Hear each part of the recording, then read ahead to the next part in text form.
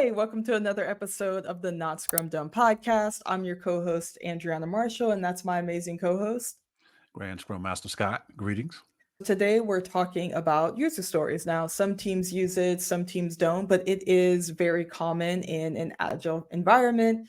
We're going to talk about what a user story is, different techniques to creating user stories, and also give you examples of good and bad user stories and why we think each one is good and bad. First up, the definition. A user story is a short, simple description of a feature or requirement from the perspective of the end user, hence called user story. It is used in Agile to capture what the user wants and why in a way that is clear and concise for developers.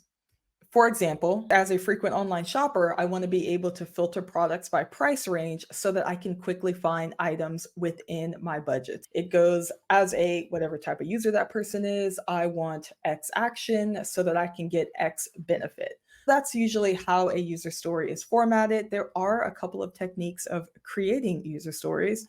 One of them is SMART. I think all of you really smart people watching this right now have absolutely heard of that already. So, SMART is specific, so clearly defines the user, frequent online shopper for that example that I gave, and the desired outcome, filter products by price range.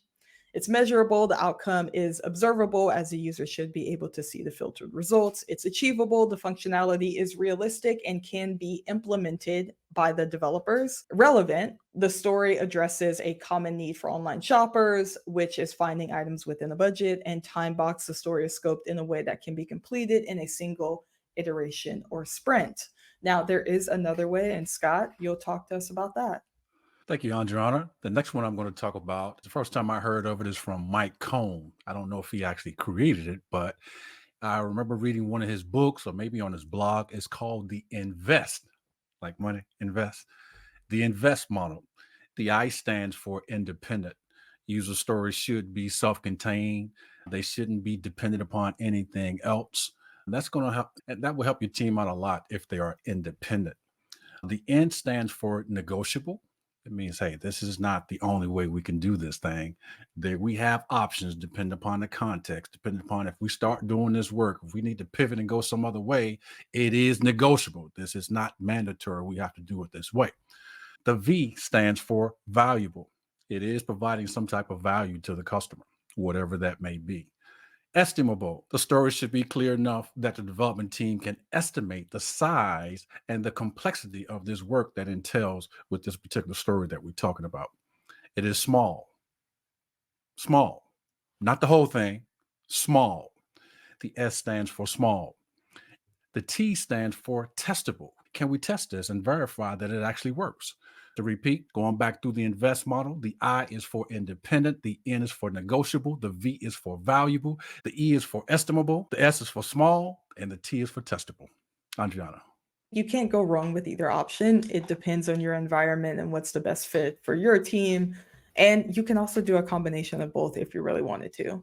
Let's go into a couple examples. Let's go through a few good examples of a user story, why, and then a couple bad examples of a user story and why we think those aren't good user stories. The first one is, as a registered user, I want to reset my password using my email address so that I can regain access to my account if I forget my password. Scott, do you think this is a good user story or a bad user story? I think it's a good one because you identified who is the user. I'm a registered user. It tells me what you want to do. You want to reset your password. And then I'm thinking about, okay, why do you want to do that? So that you can regain access to your account in case if you forget your password. That's a very common issue that we all can relate to that. So I would say thumbs up. Yes. Good.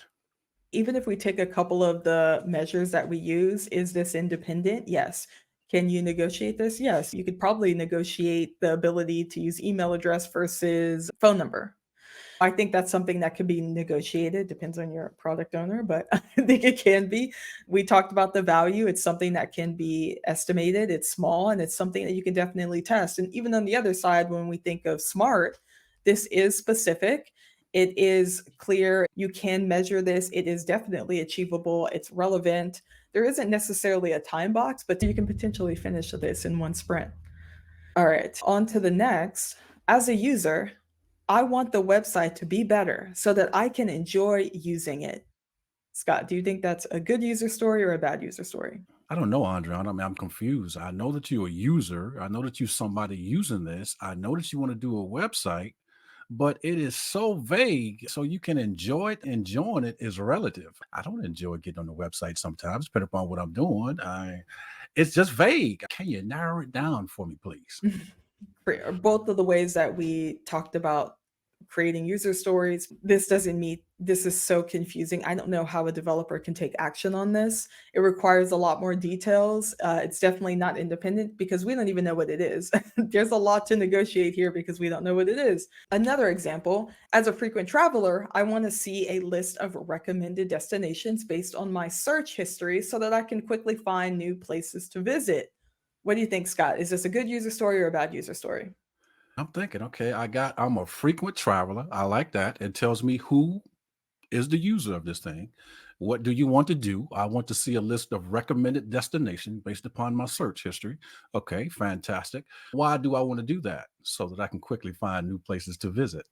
Oh, that's very cool. Yeah, even when I travel, I use that app right now. So yes, I'm glad somebody have already made that app. But yeah, it probably started from this here user story. So thank you if y'all built that.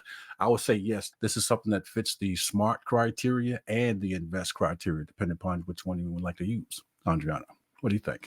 Scott, I completely agree with you. I think the only thing I'll add is this is something that the developers can understand and implement, and that's going to be the important thing. Like, it's nothing like the last story, it's no ambiguity. We understand what we're building, and we can determine how we built that.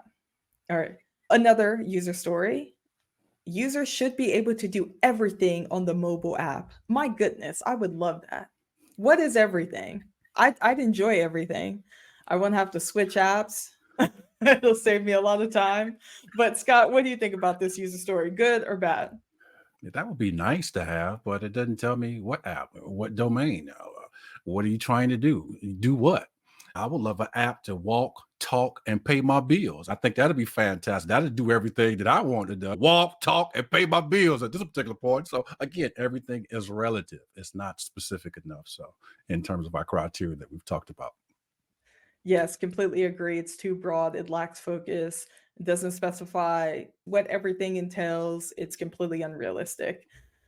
All right. We give you a couple good examples, a couple bad examples, and we give you a couple techniques to help you create user stories, ultimately find what works best for you. There are other techniques out there. If you like this video, hit the like button.